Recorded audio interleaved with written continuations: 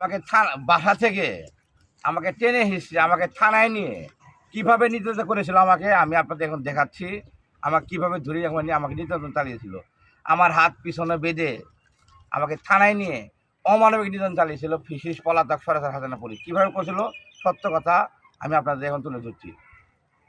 ও আল্লাহ গো, ও বাবা গো, ও মা গো, আমি জীবনে রাজনীতি করবো না। ও বাবা গো, আব্বা গো, মাননীয় প্রধানমন্ত্রী তারেক রহমান, ও আল্লাহ, ও বাবা গো, ও আল্লাহ গো, ও আল্লাহ গো, আব্বা গো, আব্বা গো, আব্বা গো, আল্লাহ গো, আব্বা গো, ও বাবা গো, আল্লাহ গো, আল্লাহ বাবা গো।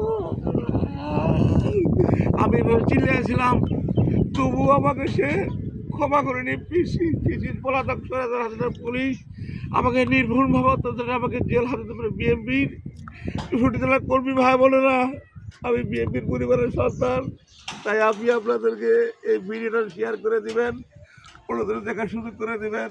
মাননীয় প্রধানমন্ত্রী তারেক রহমান, আমি আপনার কাছে কোনো চাই না, আপনার শুধু আপনি আমাদের একটু স্মরণে রাখবেন। আসসালামু আলাইকুম।